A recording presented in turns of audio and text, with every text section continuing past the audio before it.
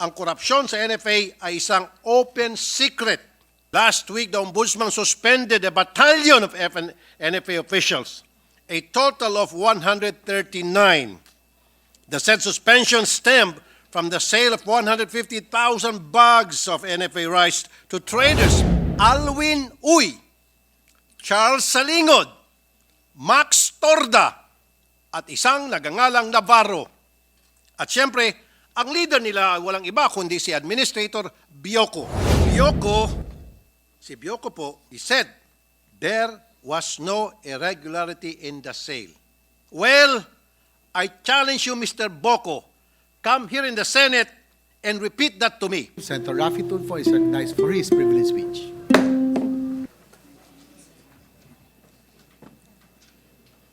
Thank you, Mr. President. Good afternoon, distinguished colleagues. Mr. President, today I come before this body as a son of Isabela and as a Filipino. Isabela is a humble giant of the Cagayan Valley region, widely known as the Rice Bowl of the North. Its land area is about 1 million hectares, is mostly dedicated to the production of our country's food staple, rice. With that said, I also come before this body as a Filipino. Kasi gaya ng bawat Pilipino, 3 beses sa isang araw ko kumakain ng kanin. But rice is not just food to us. We value and respect it as a form of nourishment. Tinanim ito sa ating isipan ng ating mga magulang. Sino sa atin ang hindi napapagalitan ng nanay natin tuwing hindi naubos ang kanin sa plato? Kada butil ay mahalaga.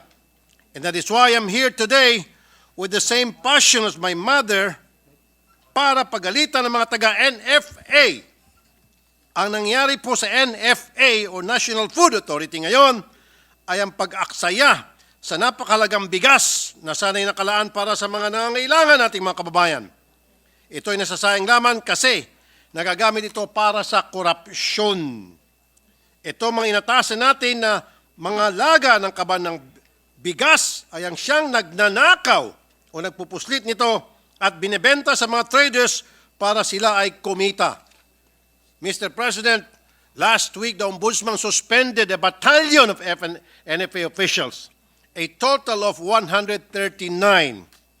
The said suspension stemmed from the sale of 150,000 bags of NFA rice to traders as authorized by Administrator Roderico R. Bioco and Acting Assistant Administrator Engineer John Robert Hermano. This sale was without the approval of the NFA Council. This is not the mandate of the NFA. Una, ayon sa Rice Tarification Act, ang NFA ay taga-maintain ng buffer stock ng bigas para sa bayan at hindi pwedeng magbenta sa mga traders. Ulitin ko po, ayon sa Rice Tarification Act, ang NFA taga-maintain lamang ng buffer stock ng bigas para sa bayan at hindi pwede magbenta sa mga traders. And instead of selling to accredited market outlets of government agencies like the DSWD, Philippine National Red Cross, NDRRMC, LGUs, BGMP, among others, binenta sa mababang presyo ang NFA stock sa mga private traders at 25 pesos per kilo only. Under this circumstance, talo pong gobyerno at ang taong bayan nang humigit kumulang na 112 million pesos. Ang ganitong kalakaran ay matagal na. Sabi ni Jason Cainglet, Executive Director ng Samahang Industriya ng Agrikultura o SINAG, ang korupsyon sa NFA ay isang open secret. Pero gulat na gulat ang mga taga-agriculture sector dahil ang mga opisyal ngayon ng NFA ay nagiging mapusok at lantaran sa kanilang mga iligal na gawain. Noon, may bidding at auction pa. Ngayon, wala na. At pumipili na sila ng mga traders na gusto nilang biyayaan. Mr. President, sa aking pag-iimbestiga, ang lumutang ng mga pangalan ay mga NFA rice sales official na sina Alwin Uy, Charles Salingod, Max Torda, at isang nagangalang Navarro. At siyempre, ang leader nila ay walang iba kundi si Administrator Bioco. Paano po ba ang modus nila? Una po, nakakabili sila ng palay sa mababang halaga na 24 pesos at may dagdag na 2 pesos subsidy from the LGU bilang bahagi ng Palay Marketing Assistance Program for Legislators and Local Government Units o POLGO. So, nakukuha po ng NFA ang palay sa halagang 26 pesos. Tapos, ito po ipagigiling nila and they will pay it in kind or with rice mill products. Pagkatapos, itong Office of the Administrator ay maghahanap ng stocks na pwede nila ibenta. Inuutusan niya itong si Director Alwin Uy at Charles Alingod to identify stocks and instruct the Quality Assurance Officer to issue a laboratory analysis report na magdedeklara na ang good stocks ay wala na sa maayos na kondisyon. At pag nakuhanan na ng mga lab report itong mga bigas na ito, Administrator Bioco and a certain Navarro will ask Alingod and Uy to negotiate the sale price to private millers. At sila na rin po ang kokolekta ng patong on behalf of Bioco and Navarro. At pag nagkasarahan na, they will issue rice sales to the millers gamit ang mga lab report na nagsasabing not fit for human consumption kuno upang mapababa ang presyo ng mga ito. Grabe ng garapalan sa NFA. Imagine, nagbebenta ng 150,000 bags of good rice, tapos yung mga nangailangan na ahensya, tinitipid nila. Ito po ang ginawa nila sa probinsya kong Isabela. Governor Rodolfo Albano informed me that after requesting to purchase 10,000 bags of rice from NFA for their constituents para sana sa mga PWD, tanod, farmers, at fisher folks. Pinagbigyan na sila sa 5,000 bags na sa huli ay naging 3,000 bags na lang. Sos Mario Jose. Tapos po, Mr. President, ang nagpa-prioritize sa itong mga private traders. This is contrary to the PALGO program where LGUs even subsidize itong pagbili ng NFA ng palay sa mga farmers. Ang mga LGU under the PALGO program ay qualified to participate as buyers of NFA rice.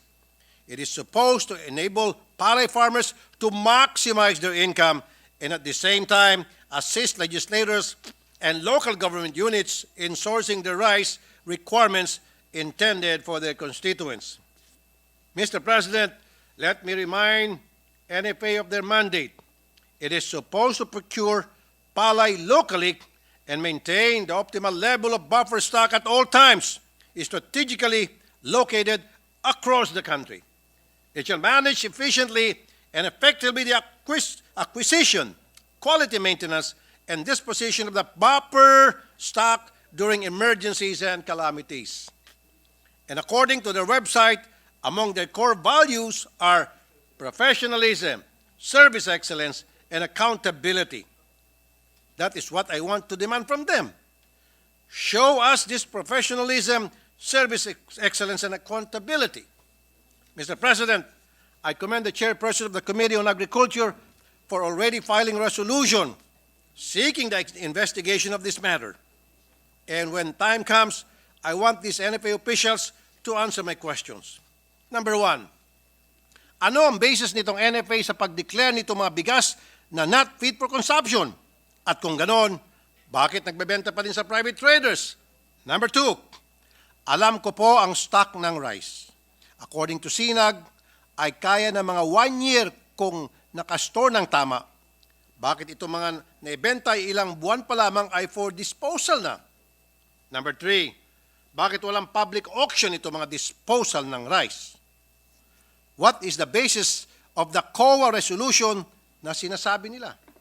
Number four, bakit talamak na ang ganitong kalakaran sa NFA?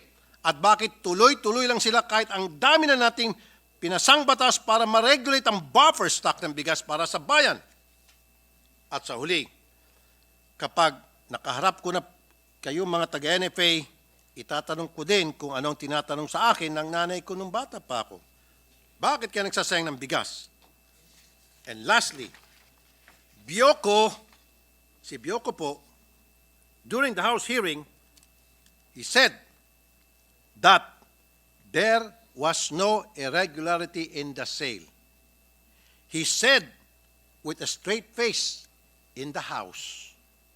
Well, I challenge you, Mr. Boko, come here in the Senate and repeat that to me. Maraming salamat po, Mr. President. Thank you, Senator Raffy Tulfo. Ako rin ay nalulungkot, Senator Raffy, bilang isang anak din na Isabela, tulad ninyo, na ako rin ang principal author ng anti-agricultural smuggling law noong 2016. Nung naipasa po natin yan dito, nag-shift naman to trading, to cartel, and profiteering. So hopefully, pag naipasa po natin itong anti-agricultural economic sabotage, kailangan talagang maporusahan ang mga tulad nitong NFA administrator. So maraming salamat sa iyong paglabas nito bilang pagsuporta sa ating pong mga magsasaka. Majority Leader. Thank you, Mr. President. Also would like to be associated with the privileged speech of our dear colleague, Senator Raffy Tulfo. With that, Mr. President,